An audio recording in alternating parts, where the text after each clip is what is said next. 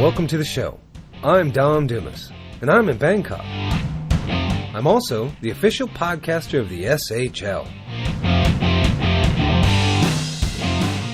Episode 50, Favorite YouTubers.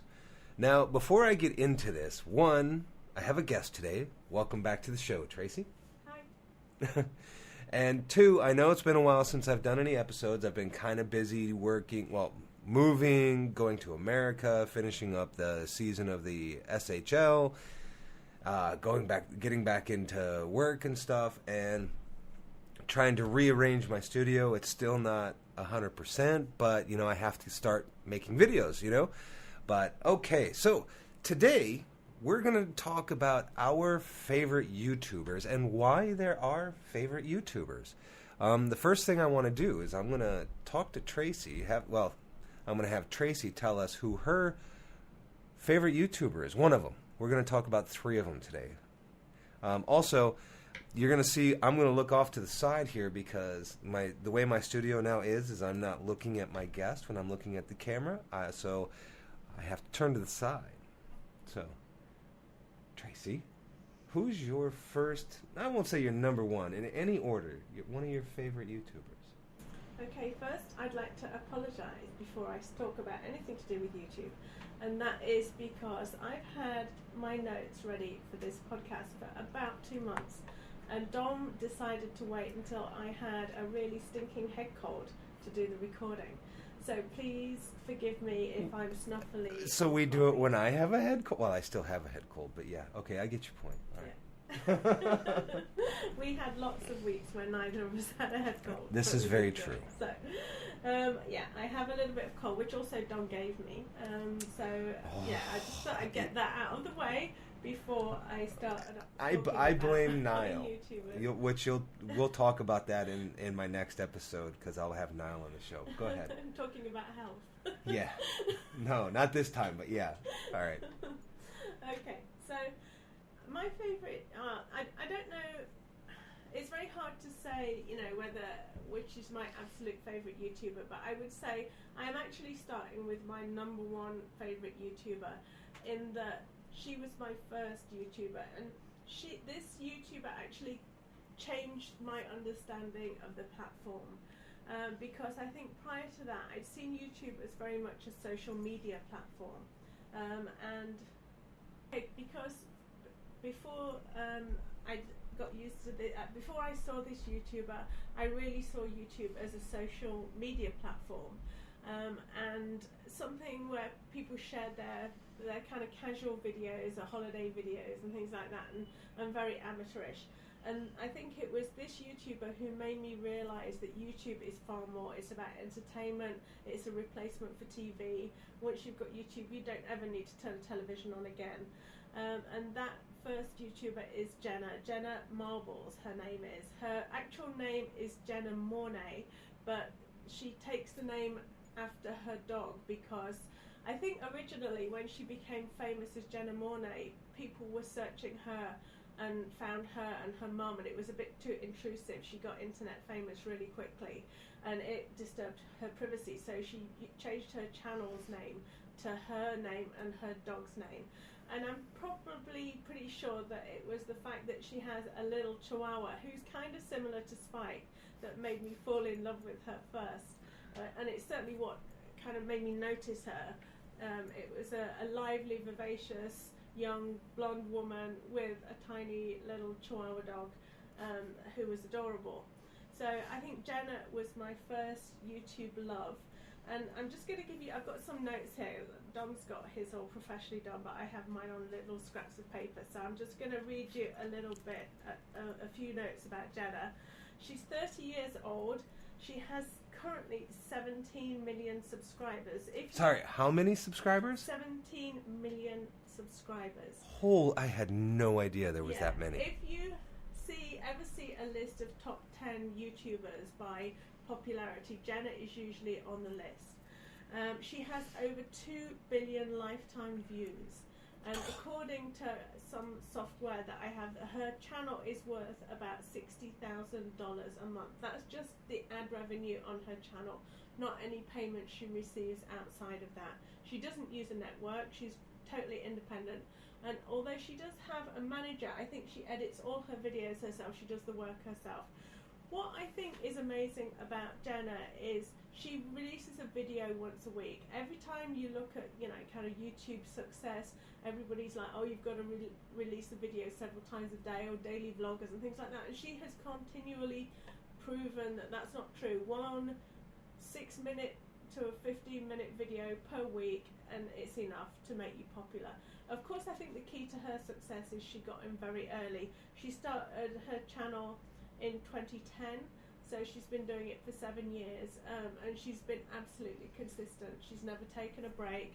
She's never had a meltdown, and she's fantastic. She's comedy. Her kind of theme is she talks about life and anything, but she does a lot of comedy videos, and she'll do the kind of things that go around that circulate, like the 100 layers of lipstick, but she always that was a horrible video. Yeah. She looked disgusting. She does, but she did like 100 layers of several things. She did like eyelashes and things like that. She always puts her own twist on things. So when everybody was doing smash and pass videos, she searched people who were smashing and passing on her and made a really entertaining video kind of replying to people who and their reactions to her. So I think she's kind of, although she really understands YouTube, the genre, and how to really own the platform, she always has her own spin on it, which I think is amazing. Excellent. Anything else? I think if you kind of use this, if you've not heard of Jenna, I mean, most people who are into YouTube know Jenna Marbles, but if you haven't heard of her breakthrough video one to look up is how to trick people into thinking you're good looking. And that was one of her earlier videos, and it was the one that actually went viral first and made her famous. And she's done a lot, she's changed a lot over time. So when I first followed her, she just had Marbles and she didn't have her other dogs, and she also had a boyfriend called Max No Sleeves, and now her boyfriend is Julian Solomita. And I feel like over the years I've been watching her, she has changed. She's got kinder. She used to do a lot of angry ranting videos, and some of her very angry was a bit cruel as well. So there was one video about guys trying to pick her up in clubs and things like that, and she had a cruel streak. And I think she's got much softer, and I think that's maybe part of, one, she's got older, she's 30 years old now, but also I think it's falling in love with a kind of kinder, gentler human in Julian that's kind of made her different, So Max No Sleeves wasn't very kind? No, he was. I mean, he was. That you just never got the feeling their relationship was as much of a love affair.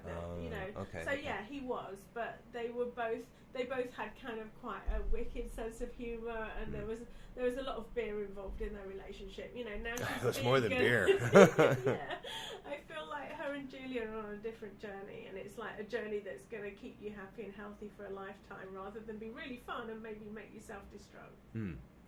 Okay, interesting. Okay, so what about you? Who's the first YouTuber you're going to talk about? It might not be your favourite. The first YouTuber, he's not much of a YouTuber, though he does make lots of videos and instructional videos. He's more of a photographer than he is a YouTuber. But like I said, he has a podcast that he talks about photography and doing different things with photography. And he does like videos comparing comparing different types of cameras or different types of lenses or different types of photo shoots. And that's Jared Polin. And I first found Jared, I mean, Tracy used to show me these videos of Jenna Marbles, and I used to think, she is just an odd woman. But, I've kind of how long have you been watching her now? I think 4 years. 4 years. So I think about maybe a year and a half ago, 2 years ago, I kind of actually started paying attention to what her videos were and was like, wow. But then when I started getting more into photography and wanting to do more with like learning a DSLR versus a point and shoot camera, not that there's anything wrong with a point and shoot, it's just a different way of taking photographs. The first person I found was Jared Poland, and he's very, very down to earth. If you look up his YouTube channel, look up Fro Knows Photo, because he's got this great, big, giant, bushy hair, and it is hilarious. But he's got a great attitude. He doesn't take a lot of shit from anybody. So if like he's on the street taking video or on the street taking photos, and somebody messes with his camera, he's like, "Hey, don't do that." And he's nice about it. He's not ignorant about it. So, but he very much like explains very simply, but also in a lot of detail, how to take good photographs, or how to use a certain camera, or how he sets up his camera. He doesn't tell you how to set up a camera. He tells you how he sets up his camera, and what to do, what to play with, certain things that like he doesn't even touch, so don't worry about them, and stuff like that. So, and then I just, because of watching his videos, it taught me a lot about how to video with different types of camera, how to take pictures with different types of camera, and just kind of, he's very inspiring, at least for me, when it comes to taking photographs and how to look at things. And between him and Tracy, I got to give Tracy lots of props here about taking pictures and stuff like that. Before I met Tracy, it was like I just would point a camera and shoot. If it was crooked, sometimes I would actually take like purposely cockeyed cameras. Dutch angle. Yeah, Dutch angles. That's what I learned from Fro, Jared Poland, that those are called Dutch angles. And they're a bad thing. I didn't know this at the time, so. But now, between the two of them, watch your lines, make sure you're braced to keep everything solid, you're not shaking, and and he's just great for breaking everything down very, very simply to make it easily understandable for like somebody like me who doesn't know a lot about cameras. Now, he does use like photography jargon, like he doesn't say lenses very often. He talks about glass.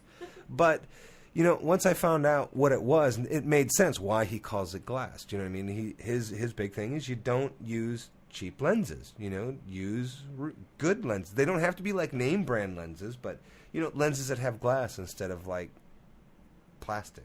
But isn't Gerard the one that also had that kind of YouTuber, like he was rubbish to start with? Yes. And he talks about how bad he was, and he's very inspiring. He's like showed this video of himself being horrible at YouTubing and said, look, that's where I started, and if I can do this, you can. But one thing that he did, and I kind of quite understand this for reasons that it's a whole other story, but he got kind of fit, didn't he? He got fit. Yeah. He got like muscles, and that helped him. Like having a good body helped his confidence in front of the camera. And that was, I'm not going to say, oh, that's my secret. That sometimes I understand that's maybe why I feel less confident, because I don't feel in great shape. And as soon as you put a camera in front of yourself, you feel like people are judging you, and it's hard to let go of that sense. And I think that maybe held him back. He was very hesitant and shy, wasn't he? Yeah, and he absolutely. Kind of went away, got really gorgeous, and came back and was like, hi. And grew his hair out into this big giant fro. Yeah. Yeah, absolutely. And he talks about that. Like, he saved that video. When he first made the video, he didn't publish it. He saved it.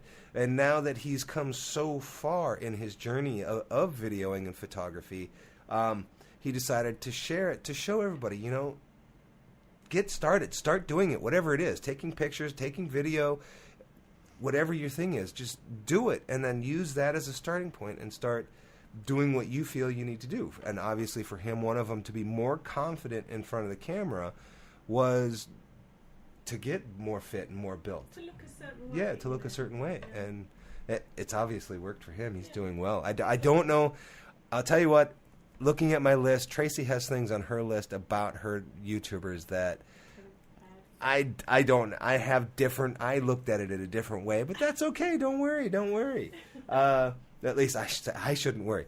I'm more talking about why I like these people, and Tracy's talking about that, but she also has like how many subscribers they have, how many views they have. Don't worry, I'm going to put a link to every YouTuber that we talk about on the screen while we're talking about them, to their channel, and I'll also put them in the show notes down below. But okay, so now on. Do you have any questions about Jared? I just did that. Okay. How he used his physique. That was my point. Yeah, it worked for him. So, and who's the second YouTuber on your channel? Okay. Or sorry, on your list? My second YouTuber is one that I tend to watch when Dom's not around. Or, like if I'm on the toilet or if I've got some private time, because if I watch her while Dom is within earshot. But wait, stop right there before you go any further. I just need to say, when I first watched her, I thought, hey, she's kind of interesting. And it took 3 videos for me to go, she's bullshit. But that's my personal opinion. That's my story. That's not Tracy's story. Yeah, so all I can hear, I can't hear the YouTuber over the sound of Dom going. So yeah, the tuts and the disapproval that emanate from Dom when I'm watching her, it kind of forces me to watch her in private, like bad porn or something like that. She's worse than bad porn. She is kind of just bad porn, isn't she? Speaking of bad porn, but not really. Interestingly, both Jenna and this YouTuber have something in common in that they both started off prior to their YouTube careers in the kind of sexy bar scene. I'll broaden it to that. So Jenna was a go-go dancer and Trish was a stripper. So Trish is Trisha Paytas, and she has 2 YouTube channels. One is her main channel, which is called, it's kind of Blonde Sundoll with some numbers, but with all the vowels taken out. It's a weird name. I'll give the link to Dom so he can put it in his description as well. And the other channel is just Trisha Paytas, and that's her vlog channel. So her main channel, the Blonde Sundoll one, has a lot of different types of show. So it'll be like an eating show or a haul, trying on clothes. She does have sponsorship. She works with a network. So just a few stats about Trisha. She's 28 years old. She has 2.7 million subscribers, so a lot less than Jenna, obviously. She's been on the YouTube channel the longest out of the 3 people that I'm talking about. She got on YouTube in 2007, and she has almost 1 billion lifetime views. Her channel is worth, this is again just her channel's revenue, is worth about 35,000 a month, because although she puts out more videos per week than Jenna, she's inconsistent and she doesn't get the number of views. It's basically most of the world waits for Jenna to put out a video and then they all watch it. Whereas my name is Jared. I apologize for that. Keep going. Okay.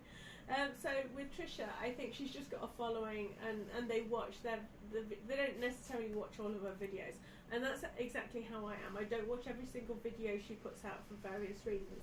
Now, if I had done this presentation about my favourite YouTubers 2 months ago when we first talked about it, my kind of opinion of Trisha would have been a lot more positive. I was in a very positive frame of mind about her.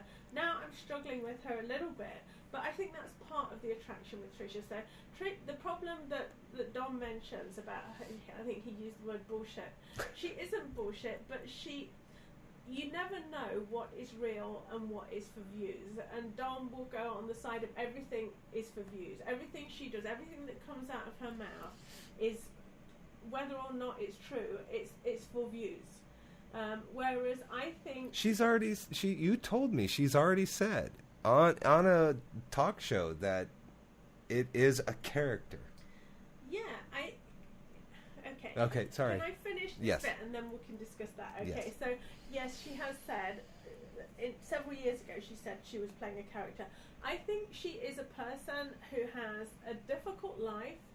She has a lovely life. She's wealthy. She lives in LA, and she has a degree of success. She sings. She makes music. She sells a lot of music, and she's a successful YouTuber. She's whether or not I don't know whether she appears wealthy because she gets into a lot of debt with a shopping addiction, or if she's actually just genuinely wealthy and she's managing her finance as well. I think there's a little bit of both, because I know her dad helps her with her finances, so she has a lot of investments and things like that. So she comes across as very much the dumb blonde who just earns a ton of money and buys handbags and shoes, but actually I think she's smarter than she looks. And I think, yeah, she is very aware of what kind of things, basically drama, her personal drama. She doesn't necessarily just create drama about other people, but who she's sleeping with, who's broken her heart, who's been talking about her on YouTube.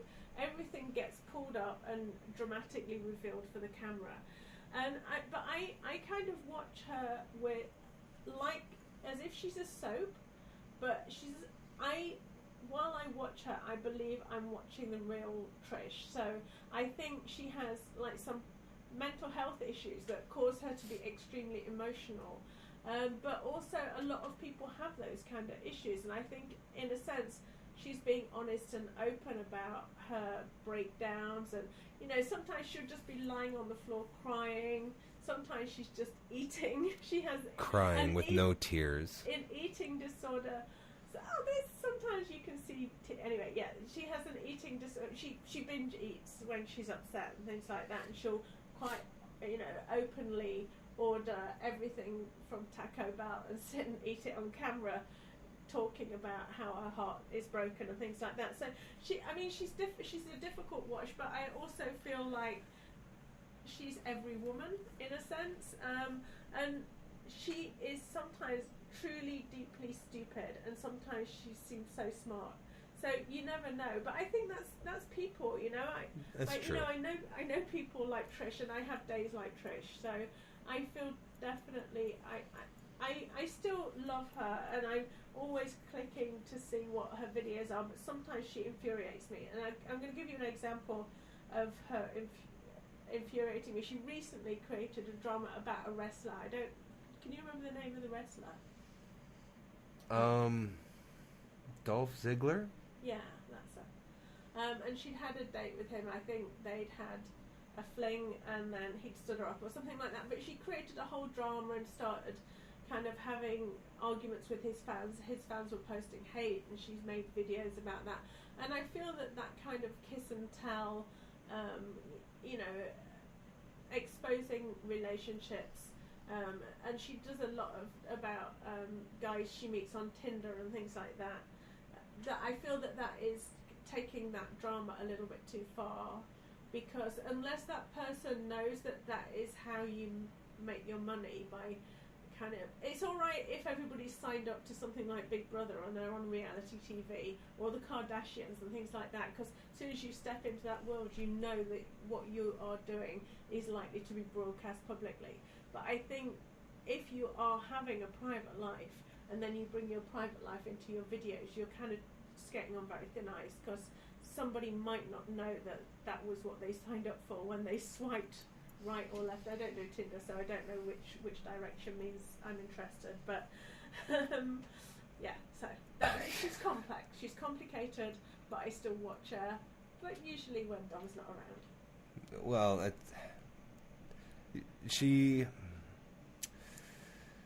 there, I'm tutting already. Just listening, just thinking about her. Well, what she is doing, she's accomplishing it.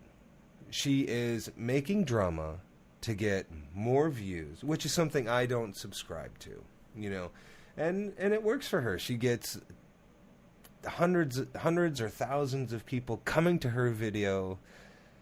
But then again, I love Howard Stern, and he is he has been a bit controversial, and people who liked him would come and listen to his show for a half an hour to an hour just to listen to what he would say next. Whereas the people who just hated him would come to his show for an hour and a half to 2 hours, or listen to a show for an hour and a half to 2 hours just to see what he would say next. And I think that's what she is doing. Now, me personally, if I don't like somebody, I don't watch their videos. Yeah, I don't go and listen to them to find out what they're going to say next, so they infuriate me. That's just me. But, you know, I'm odd. So, but. Yeah, and I mean, when I find her infuriating, I do stop. Yes, she does. I usually come back to her and I'm like, oh, she's nice. I really, you know, I think she's real and she's genuine. And with the talking about, she's friends with another very big famous YouTuber called Shane Dawson, and he was the one she was having the conversation with, and she said that she kind of played a character because she'd said something like, she'd spoken to somebody off camera, and he was like, "Oh, have you got a new boyfriend?" And she says, "No, I was just like acting for the camera. There was nobody off camera. I was alone in the house." And I don't know if that's true, or where she was like, was she lying to the camera, or was she lying to Shane? I'm not sure. And I think, in a sense, she does have a character, but there's a lot of overlap. And I think what's interesting about Trisha, and this is a whole other possibly podcast theme, is we used to run a discussion board called Northlands. So it was Dom's discussion board. I mean, we all met on a discussion board. Then Dom started the Northlands, and then I helped him run it. Yes. So that's the long journey. And we had that's a very short journey, actually. We had characters, and the characters were characters that were in some ways very dark or very dramatic, but we also put a lot of ourselves into it. So you have a good sense of this character, and there's this person, but it's not like they're completely distinct. There's a lot of overlap between the character you're playing and yourself, and I feel like Trish, it varies. Sometimes it's completely character, sometimes it's completely herself, and sometimes it's a mix of the two. And although on this day she said yes, she was playing a character, I don't think that's true of every day for her. I think sometimes she'll sit there and she's 100% herself, and sometimes I feel like I can see the difference. It's a whole different persona. But I think she also has some mental health issues. I don't know whether it's like borderline personality or what. I'm not a doctor. And that's one thing a lot of people do kind of semi-diagnose her on camera as narcissistic and whatever. And she doesn't like that, so it's not that. Well, you kind of do have to be a little bit narcissistic to do this. I mean, even Casey says that. Yeah. You've got to enjoy the sound of your voice, or something like that. Yes, absolutely. There is a degree of that, but I feel like if it gets to be a medical diagnosis, then you're kind of overstepping a line. So I'm not going to say that she has some problem, but I think the degree of how much you are acting out and how much you are being yourself. If you're having a breakdown, like babies when they're crying, and then you can tell that they've stopped crying, but they keep crying, like they've stopped feeling sad, but they're enjoying the cuddle. So they kind of keep the crying going a little bit longer, and you can hear it in their voice. You can hear by the change in tone. You think, oh, you're just milking it now for attention. Absolutely. A little or bit. they're just doing it for attention to get you to come and give them attention. And sometimes it's like they were genuinely upset, but they just don't want the attention to stop or the cuddling to stop. So they just keep sobbing a little bit, And I feel like that with Trisha, in that I can hear a different voice when it feels real and when it feels fake. So I don't know. But anyway, okay. It's called willing suspension of disbelief, isn't it? When you opt into some kind of entertainment and it's bullshit, but in order to be entertained by it, you suspend your disbelief for the duration of the viewing. Like me in professional wrestling. Absolutely. That shit's real. Of course it is. I know this because I used to be a professional wrestler. And UFC is going the same way. Another podcast.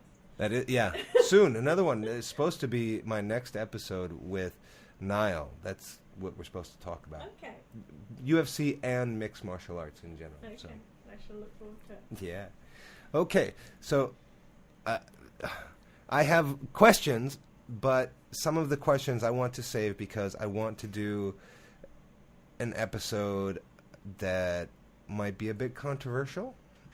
I don't have issues doing those, especially if it's an interesting topic. I don't do it for viewers or anything. I don't do any of my stuff for Which is good because we don't get any. Yeah, exactly. But anyway, so I'm going to save those questions for then. Okay. But you had mentioned the Northlands. Mm-hmm. And, we created these characters and people put a lot of themselves into these characters. And I agree with you 100%. But now, I can't say this about everybody, but I know for me, I still know where my character, his name was Wolf, and he was a wolf, or Timberwolf. I knew and know where my character ended and I began. Mm-hmm. Do you know what I mean? And for me, it is a very definitive line. Okay, not for me. Okay. I had a blur. I definitely had a blur. I feel like, yeah, I mean, my character was the goddess of the underworld. She used to rip hearts out, so I knew that wasn't me. But I played with things that I felt were aspects of me, but it's not 100%. So there were elements of her, and I still to this day, I'm not sure whether that she has influenced me and that I've got aspects of my personality that I got from that character, or whether I was just playing around with attitudes and ideas. So no, for me it is not absolute. There's not this dividing line. Interesting. I don't know if you can hear that, and if you can, I do apologize. We do have one of Tracy's little friends outside our window somewhere. There's a bird singing. Sorry. If you can hear it, he is, absolutely. Okay, now, going back to Jared Polin, Fro. Like I said, you can look him up at Fro Knows Photos or Jared Polin. He has, because I felt a little bit like under pressure, because like Tracy knows all the stats on her YouTubers and I don't. And that's what that noise was that you heard. I opened up his YouTube page and a video started. And I'm going to leave it in so you know, because she gave me such a look and I need you people to see how she treats me. And I love her dearly. Anyway, Fro, Jared Polin, for his main channel, which is Jared Polin, and it's Fro Knows Photos, and if you look it up, he has just shy of 652,000 subscribers. I don't know how to check how many views he has. Do I have to subscribe to his channel? I thought I was subscribed to his channel, but obviously I'm not. But I think that's Maybe because it's a different... Yeah, I think... So... I can't tell you right now. Oh, okay. That's all right. No worries. I think I have a plugin that allows me to see a little bit more than the regular person. Oh, I understand. She cheats a little bit. But that's all right. So, all right. So now my second... I can't say my second favorite YouTuber, but my second YouTuber I was going to mention one, but I've changed the order, and I'm going to go with Casey Neistat. The reason I like, well, first off, Casey Neistat has, he's lost some viewers. No, okay, I read that wrong. He has over 7 million subscribers, and the last time he was counting, when he was doing his season 1 or season 2, he's changed how he does his vlog. I remember when he broke 5 million, and that was quite exciting. Yeah. But Casey has a great attitude. First off, very, very rarely do you see him get upset. Very rarely do you see him sad. You do see him sad, and you do see him get upset. But one of the things about Casey, though, is prior to being a YouTuber, he actually made movies and TV shows. He is like an old-fashioned videographer. I don't know if old-fashioned is the right word. No, he was always digital, but not. Well, actually, no, because he had to some of his early ones, he had to convert them. Okay. Yeah, and on the old, like IMAX, the colored IMAX, you could only do X amount of video at a time. So he would download a portion, or he would convert a portion of it, edit it, save it, export it, delete it, and do that for all his videos.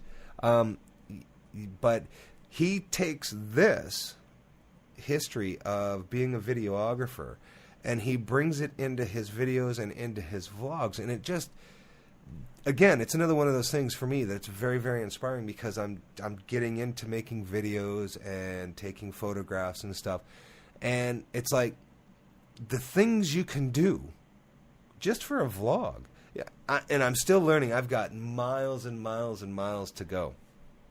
But it doesn't have to be like this person holding a camera, walking around going, hey, this is what I'm doing today. He puts in like cuts and angle swipes, and just like one of the things he'll do is he'll set up his camera in what he thinks will be a good shot in like a lobby of a hotel. And you'll see him come walking by. At the same time, you'll see everybody else walking by, but he'll come by, and he like he'll do something funny, or like if he's out jogging, he'll jog by and he'll say something as he jogs by his camera. You know, it's like, would you leave your camera out like that? But he does it in New York, so why not? But it's just, that's the way he brings what he's done to vlog. I can't even, it's hard to explain. How he has brought a whole nother dimension to making YouTube videos. Yeah. You know what I mean? He wasn't just making vlogs. He was making short films. Yeah, he was making like 10-minute movies. Do you know what I mean? Of his day, what was going on with his day.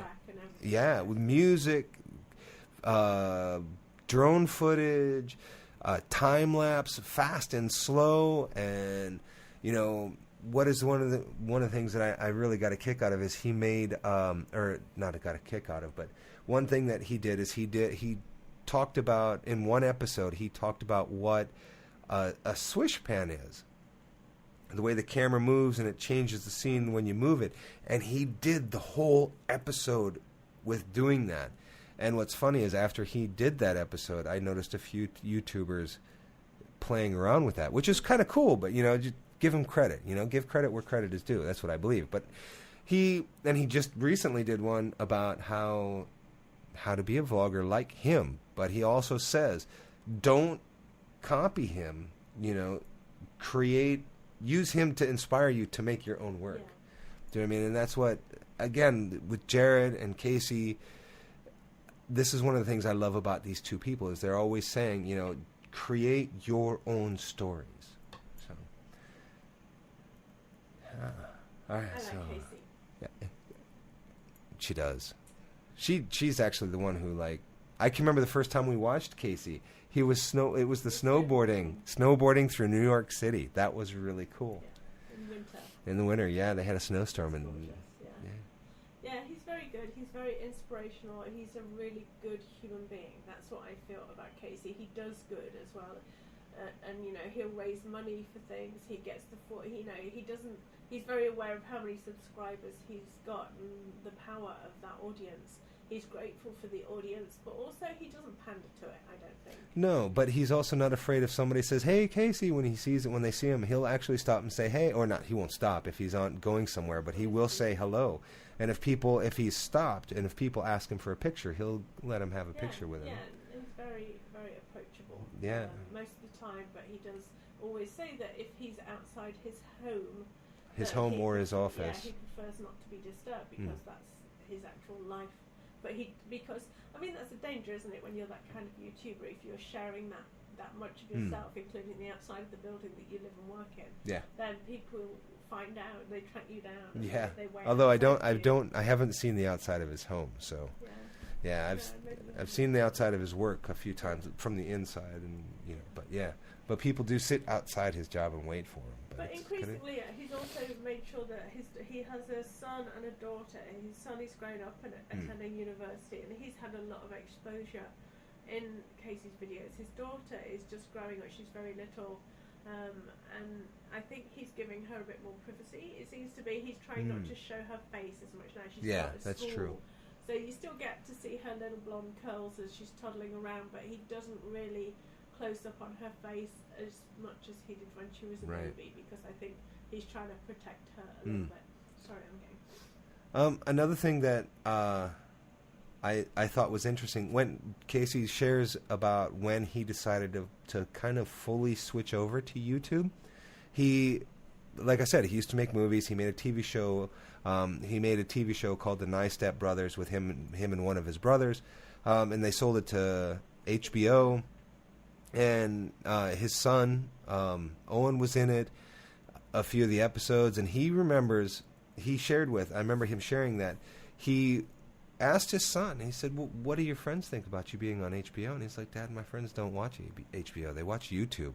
And he said at that moment, he decided he needed to change what he was doing, not change making movies or making videos, but to change how he shared them. And then he started sharing them on YouTube instead, so, which is like pretty cool. And he's been making videos since he says he was in, like, as a kid, and he's 35, 36, something like that. Who's your third? Okay, my third YouTuber is a little bit different. It's still a woman, and it's still somebody I admire, although I don't gonna say I'm not sure that I admire Trisha. But yeah, you go through phases. Yeah, I mean, it's different, lots of different kinds of admiration, isn't there? This woman I genuinely admire from the bottom of my heart. That kind of like full on intense admiration. And her name is Cookie Taylor. And she's the only English YouTuber that I've chosen. Jenna and Trisha are both American. And Cookie has a small channel. She's not a hugely... I mean, she's a successful YouTuber, but she's not hugely successful. She's not millions. She only has 30,000... Well, at the last time I looked, she's probably more now. She has 30,000 subscribers, which is like... it's a small channel, but it looks huge to us because we have... I have like 10. I think Tracy has more than I do now. She has 3.8 million lifetime views, so she does get views, and her channel's not currently earning her. If she has her AdSense turned on, and I'm not sure that she does, her channel would earn her only about $50 a month. So it's not paying her bills or anything. But she's not doing it for that reason. Her channel was originally called Reach for Raw. And she was like a raw foodie. And Cookie is a big lady. She's overweight, and her main battle is a health battle, a weight battle. So originally she was trying to lose weight, and she was sharing her kind of tips and her struggles and her victories in this kind of weight loss battle. And her main weapon was eating high raw. And if you start to get interested in, I've got a bit of a thing for vegan YouTube channels and plant-based YouTube channels and raw, and there's so many different labels. There's so many different labels, but Cookie was high raw, which meant, I think it's something like I'm not sure if it's 50 or 80%, I don't know my label definitions well enough, but it meant that the most of her diet was raw fruit and raw food, plant-based. So she isn't strictly vegan, and she got a lot of...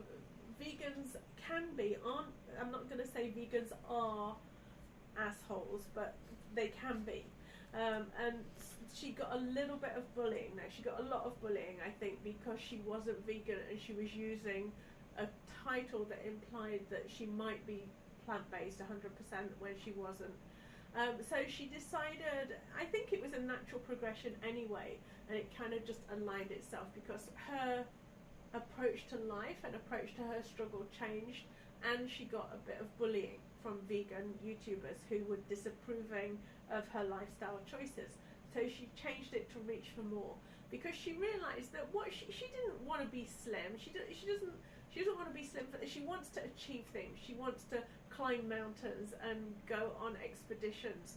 She is a huge admirer of people like Ranulph Fiennes and mountaineers and things like that. And she loves remote places. She loves freezing cold. She loves kind of sleeping in tents and things like that. So she realised that she has this dream, and she basically wants to achieve that dream. And yeah, part of that dream is, in order to achieve it, you need to be healthy and fit.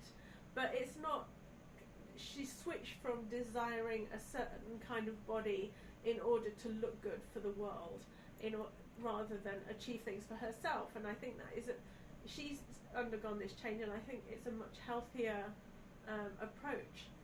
So I feel that her channel changed because of this bullying, but also because of a shift in her point of view.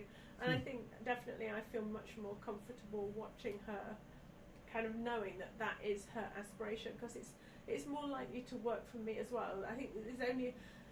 Wanting to look good because the world prefers slim women only gets you so far, but wanting to feel good because you have one life and you want to achieve certain things is a much more powerful way to optimize yourself physically and be healthy, Absolutely. So it stops being about appearances and superficial things. It should never be about appearances. It shouldn't, but I think for women, weight loss journeys are so often about the desire to fit into that size, whatever the size of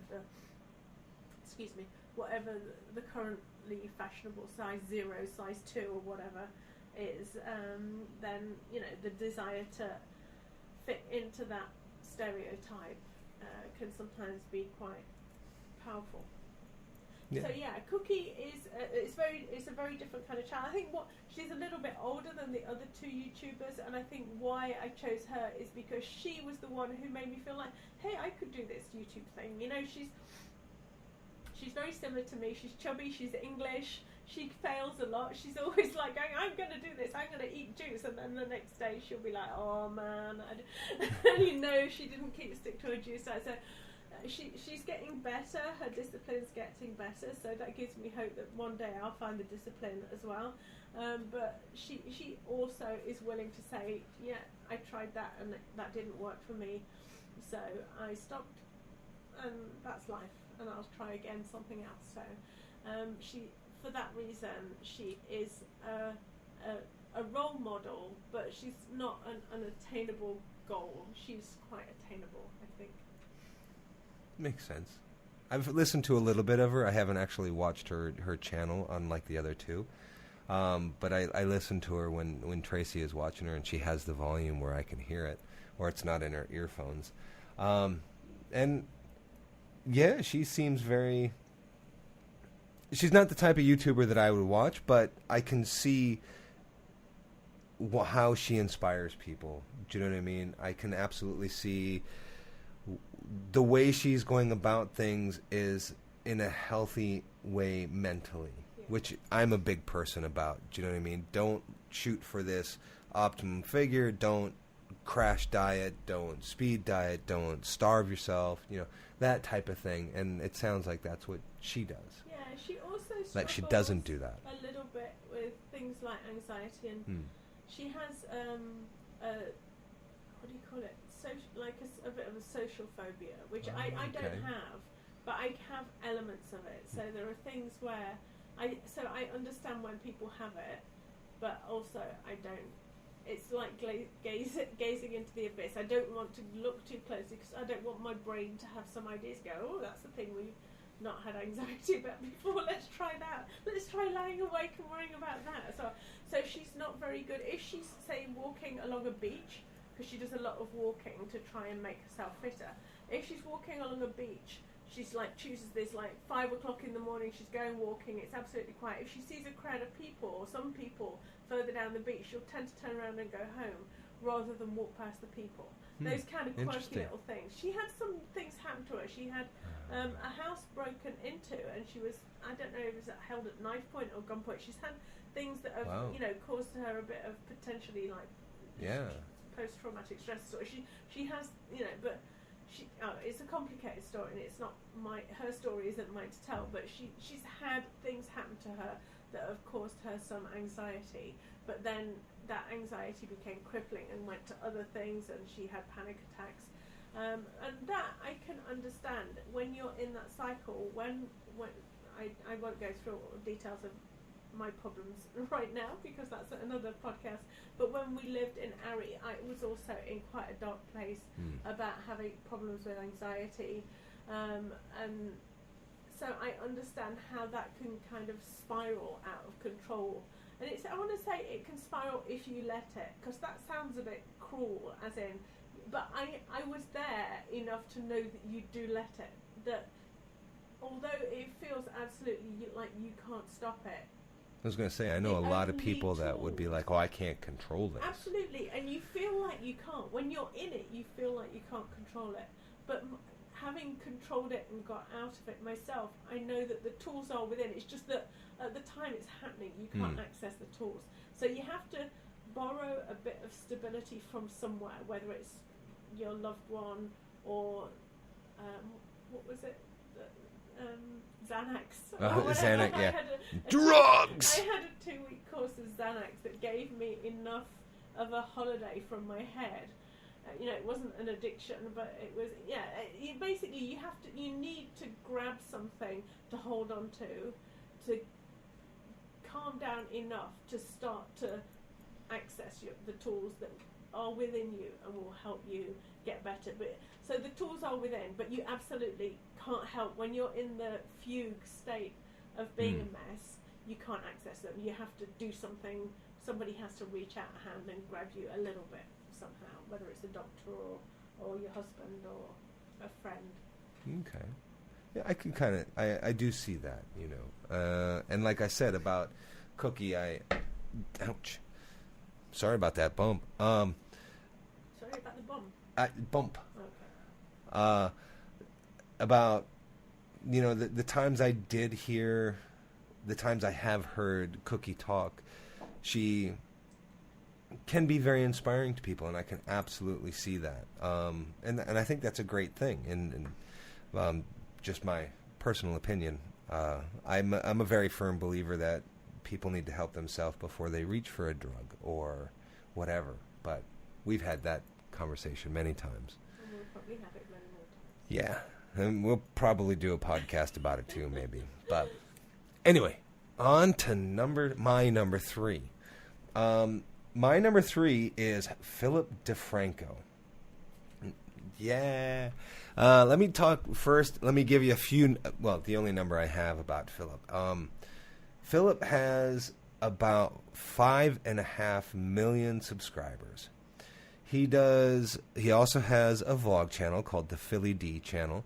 And one of the things I love about Philip DeFranco is he talks about what's going on right now in the news, mostly in America, but also with things around the world, internationally. And that is kind of interesting as Tracy and I are in Thailand. And we kind of Tracy does this more than I do, but keeps an eye on what's going on around the world. I'm just not a big news fan in general, because I think... If Philip DeFranco doesn't mention it, you don't know about it. Yeah, pretty much. Just because... I've said this before, but news breeds a lot of hatred and anger and sorrow, and there's very, very little positive things going on, and they don't want to have a discussion about it. You know, they just want to tell you what they think are the facts, and you're supposed to believe them. But getting back to Philip DeFranco, he will tell you what the facts are on whatever he's talking about. And then he'll tell you how he feels about it. You know, he'll tell you his opinion. And then he wants you to tell him your opinion, even if it's the exact opposite. He wants to have the discussion. He wants to talk about things. You do not have to agree with him. He wants to talk. He just wants to talk about, Casey did something that he didn't agree with. And he reached out to Casey Neistat, and they discussed it. And he talked about it in his he doesn't do a podcast. He's a YouTuber in his regular channel. And that's what I feel that things should be. You know, the way we should have conversations. We shouldn't be shutting people out because they think something different than we do. Let's have this conversation. Let's talk about it. You know, you disagree with me. Why do you disagree with me? Don't shout at me about it. Don't shout me down. Let's discuss it like adults, because that's what we are. We're adults. Let's discuss this. Do you know what I mean? And let's listen to each other. You know, chances are you're not going to convince me to believe what you believe, and I'm not going to convince you to believe what I'm going to believe, but we can have a discussion about what's going on. Do you know what I mean? And that's one of the things I love about Philip DeFranco. Another thing, him and Casey both, they are creating their own news channels for YouTube. Well, I think they're going to be on YouTube Casey anyway. With CNN. Yeah, Casey is with CNN's support. Part of that is with him selling Beam, and Philip is trying to do it 100% independently by funding from people like us and you. So it'll be interesting to see who comes out first and to see how they manage their news channels. Yeah, absolutely, because they're both liberal in their own ways. Yeah, I'd say that Casey's more left liberal, and I think Philip is more libertarian, slightly right. I mean, right, centre right, but he's not right. No, I kind of think I have this feeling that Philip is kind of like me. He's not a liberal. he's independent. He he does what he feels is right. He votes for what he feels is right for him and his family. Do you know what I mean? So I think that's actually the better way to do it. I'm not a Democrat and I'm not a Republican. I'm a full independent. Yeah. So. Yeah. Given each election, he makes a decision. I'd say that. Yeah, absolutely. Each election, every time there's a vote, down at his local thing or whatever. But yeah. Absolutely. So. It's really interesting if you kind of look at. I follow quite a few news channels on YouTube, like the Young Turks. Although I've currently unsubscribed from them because they've started driving me a little bit crazy. Really? A bit too militant left. Okay. Yeah. And also I follow some more right-wing channels because after the election, Brexit and the US election, I feel like we were all talking about being in a bubble. And I tried to make the effort to kind of get news from a variety of sources, including sources whose alignment didn't align with me. And that's an interesting experience. And I feel like, you've basically got two choices. One is like, Philip DeFranco is definitely trying to do neutral news. Yes. If he has an opinion, he states it, but he also tries to, as hard as he can, to look at the other side, the issue from all of the angles. And that's why you said about even if you disagree, I think he wants to hear from you, especially if you disagree. I think so, yeah. He kind of explain why you think differently, because I want to understand why you think that. So what? My camera has stopped, so. Oh, okay. Do you want to stop it? No. The battery, apparently, I should have changed the batteries, but that's okay. Well, the last part of the show will be all on you. All on me. Okay, so yeah, I've lost my track now. No, you're talking about he wants to he wants that discussion. He wants that. I guess you call it a debate, but he says a discussion. And there aren't many news channels that are really. They might say they're neutral, but they aren't really neutral. So I feel that in the absence of having the chance of a lot of Philip DeFranco's, the best thing you can do is, kind of watch a variety of channels from different alignments and kind of create your own neutrality by filling your space full of different views. So you have a little bit of left and a little bit of right, and kind of combining the streams, to use a Ghostbusters metaphor. Don't cross the streams. We'll kind of create this little neutral-ish bubble. As in, what comes out hopefully will allow you to see things, less. You don't want to be brainwashed, I think. No, that's true. Yeah. Problem. Okay. Well, I'm gonna end this episode here because I'm not sure when my camera stops. So you're gonna have a lot of time with Tracy, which I think is always a great thing.